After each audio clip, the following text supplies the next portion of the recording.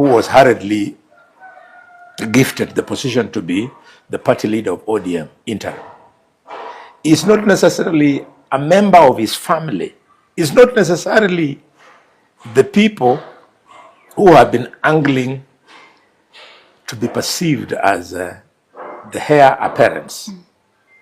The person who will succeed Raila Odinga will emerge. And that person will emerge not necessarily from the opposition. It could be very well even within the current composition of the government side, a man or a woman will emerge.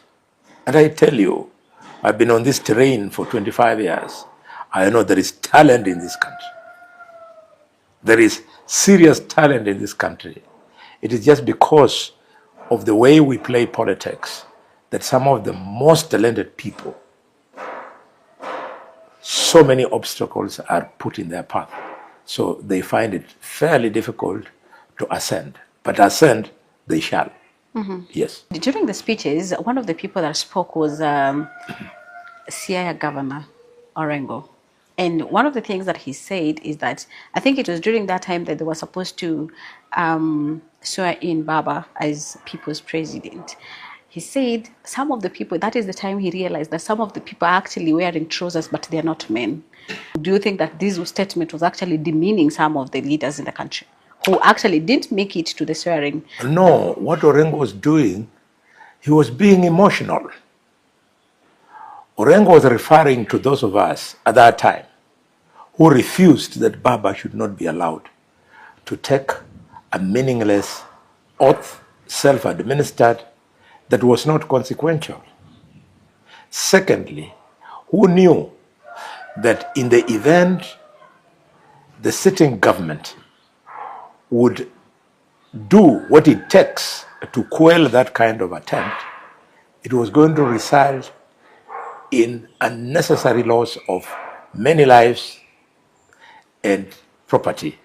Not because we were cowards when we took that position, but because we know and we knew that the Constitution of Kenya is very explicit on how to take over power. Taking over power in the Constitution of Kenya is only through one path, through an election. So we knew any other path was treasonable, and any attempt to pursue it was self-serving and meaningless. I'm a doctor. I'm a scientist. You want a huge decision like that not to be in vain. So we were advising the Prime Minister to go and take an oath in vain. As a scientist, I would like any consequential decision to have desired consequences. And the only desired consequence from that self-administered oath was that he becomes president. And there was no way he was going to become a president. So we decided to be sober, and we said no. So when I heard James Orengo, a man I respect a lot, make those remarks, I knew he was being emotional and he was playing to the gallery. But more importantly, that statement by Orengo, he should have acknowledged the statement and said that he was quoting Chelagat Mutahi. It was not his statement. That was the statement of the late Chelagat Mutahi, who, when she stood out with the 7 bearded sisters against Moi, she laughed at the men who were not seeing that Moi was messing the country, and she called them women in trousers.